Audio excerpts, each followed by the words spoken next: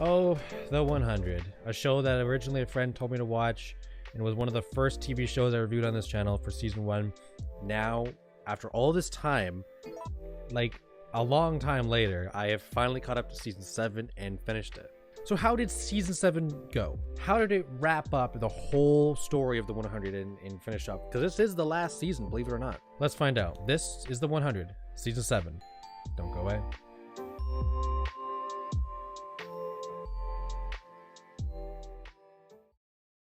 So in my review for season 6, I said that Clark or Bellamy will die. Fate has to catch up to them. As someone who's read a lot of books and movies, and I've seen so many stories, and there's so many parallels that stories go through. I knew the ship was veering towards Clark or Bellamy dying. And damn, they did Bellamy dirty. Like, I gotta say, Bellamy's death was it's just bad. And Bellamy's which one? Which Bellamy's death? Because he died to a grenade, which was the dumbest death I've ever seen in my life. Because it's like, there was no body afterwards. There wasn't even like, oh, pink mist. It was like, oh, Bellamy must be dead because he's not here, I guess. Oops, that's how it works. And I thought, Bellamy's alive. And it turns out Bellamy was alive. He's living up the life in the mountain world. But eventually he comes back and everyone realizes, yo, Bellamy's still alive. And I know I'm jumping into the middle of the season here, but Bellamy dies again. Me too.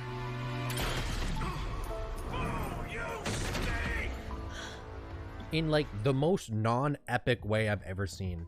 Like, Bellamy is one of the coolest characters on the show. You think that he would die like saving his people, and maybe like, oh, it's Clark's gonna die, oh no, Bellamy takes the bullet for Clark or something like that. It's like, no, Bellamy was like got like into this cult, and then he was brainwashed to believe that the War of All Wars was real, and then he was gonna betray Clark and Maddie and give the book to the Prophet dude. So Clark shot him. It was so dumb. After all this time, that's how Bellamy dies?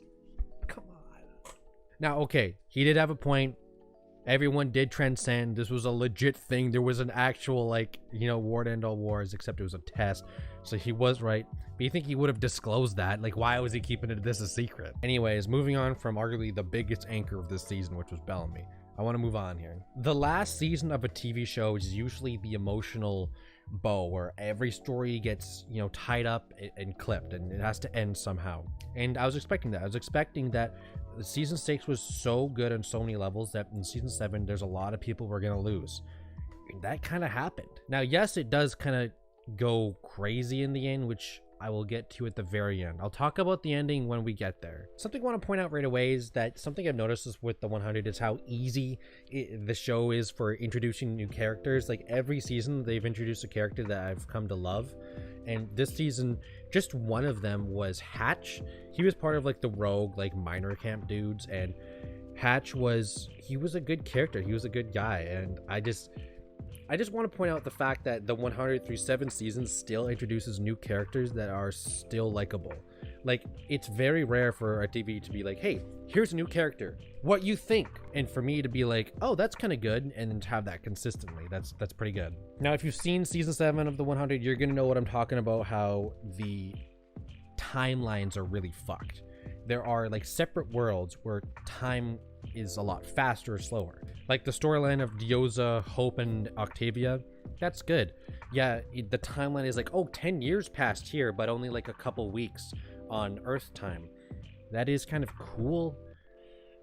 I hate messing with time though, because it can befuddle and mud things up so well, but the 100 did do a pretty streamlined way of managing the timelines. But the time spent with Octavia and Diyoza and Hope on that storyline was the calm before the storm.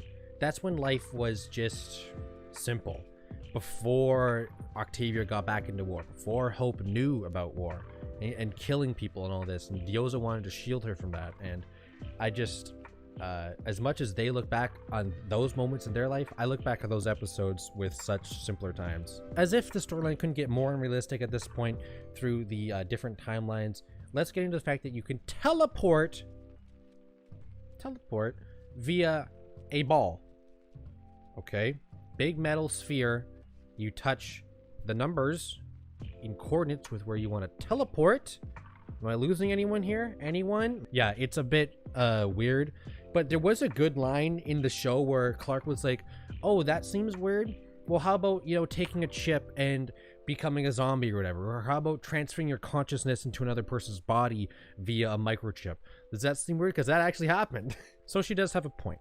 But here we are at the main point of the entire season, the war to end all wars. It's what the Prophet is talking about. He believes that there's going to be a war. That's it. If you win the war, you transcend. You become a light ball and you go up to wherever. I don't know. But then Monty's son, whose name I actually don't remember, he's literally just, I've always referenced him in my mind as Monty's son. He comes in, he's like, yo, I've actually translated this. I don't know how, but it's not a war. It's a test. And you really don't actually get to confirm that until the very final episode, because he is right. Now, something to touch on before I get to the very final verdict here. Shade Haida was my least favorite part of season 6. I thought he was a little bit shoot-in. Wasn't the greatest part. In season 7, he's my favorite part. I just love how he is extremely evil, but he's very confident. And my favorite trait in any person out there is confidence. That can take you from 0 to 100. That's no joke. If you wouldn't go willingly, I prefer option 3. Badass! And though Shade Haida wants to rule the world with power, he's very confident in his skills, and he can decimate an entire hallway by himself. I will say here, J.R. Bourne, who plays Shade Haida, is fantastic, man. This guy, you could tell he loved playing the villain this season. It was delicious to watch. Like, seriously, like Shade Haida in season 7 was awesome. Now the ending. It does turn out it is a test. One human to represent all humans. If you pass the test, you transcend into a ball of light. If you lose, well, you lose via death. It so happens that the Prophet gets the key from Maddie, which was a extremely sad moment I'll touch on after. He goes in, he takes the test, and then he dies because Clark followed in behind him and shot him in the back of the head.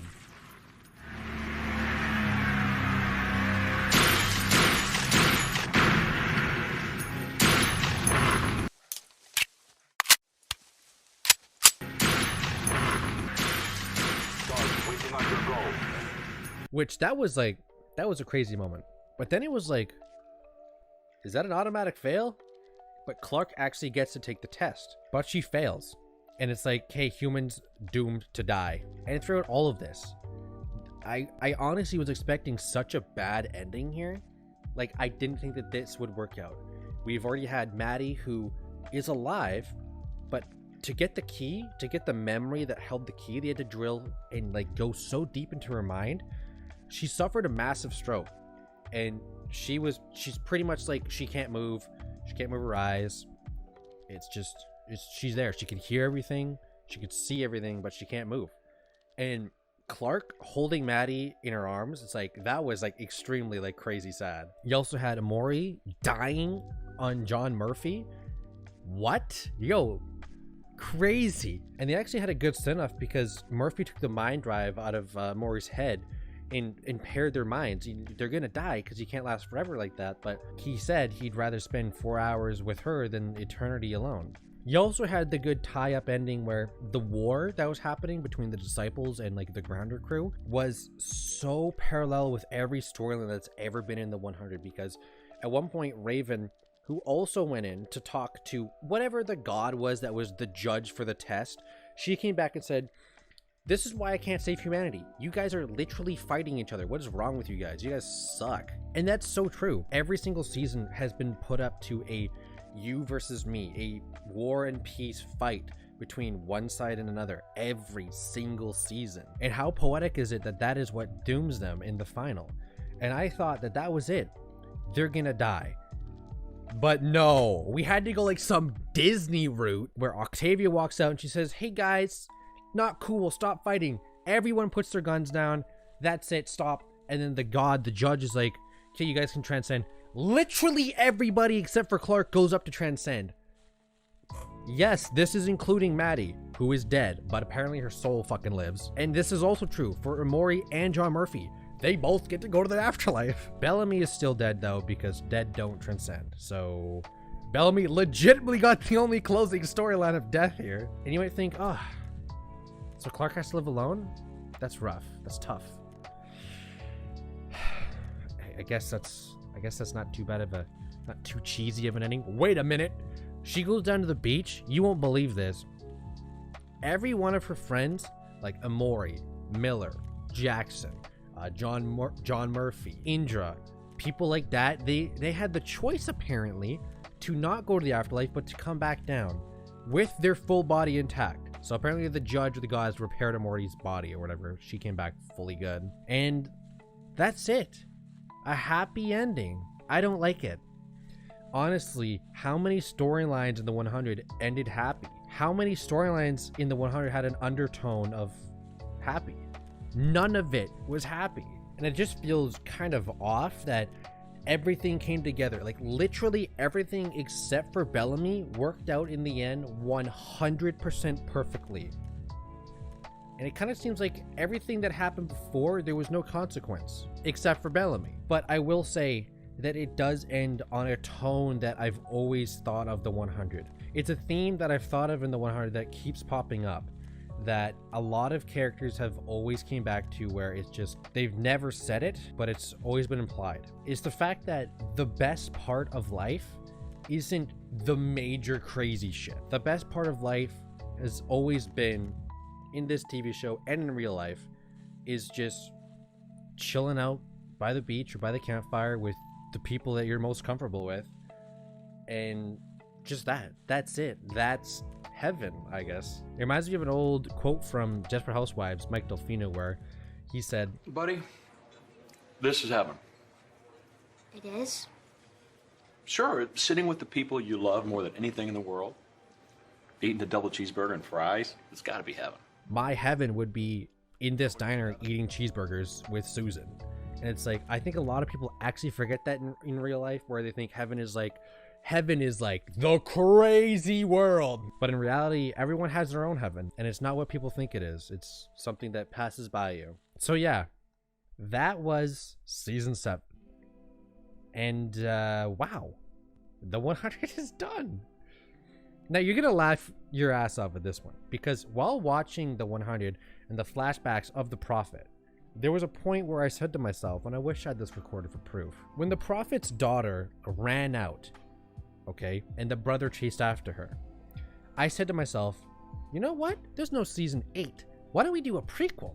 This would be banger, because I was really curious to see what happened to that chick after she left. What happened the years after? I would love to know how the Tree Crew language came about and all that, which, by the way, another one of my favorite parts of the entire 100 is the Grounder language. I don't know if it's an actual real language IRL or if they just straight up made it up off script. Andrew, Baxter, come now! But it sounds damn cool. But I would love to see a prequel of this. Turns out there is one going on. And also turns out, I think production has been stopped or some shit since I actually figured that out. But I thought about this before I even knew about it, so I mean, if they can get that back up and going, that would be pretty cool. But what about season 7? This is where we're at right now. What's my final score? Well, let's take a look. Out of 5, I'm gonna give season 7 a 2.5 out of 5.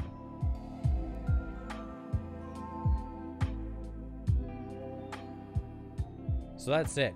The 100 is it's done. It's closed. I do plan on making a ranked video, maybe 2 ranked videos, maybe 3 ranked videos. I feel like the 100 content isn't done. I don't want to officially close the storybook on it yet, but yeah, but that's it for now. I'm your host, Saber Planet Entertainment, and WJo's Review. Peace out. So honor this one. Solo comble! I was hoping you'd say that. What is up? I know what you're thinking. You're only here for the bonus Easter egg soundtrack I put in at the end of every video. But did you also know I have a donation page under Buy Me a Coffee? Donate whatever you want to my channel and I'll put half that back to an environmental charity. So that's that. Enjoy the music. Peace out.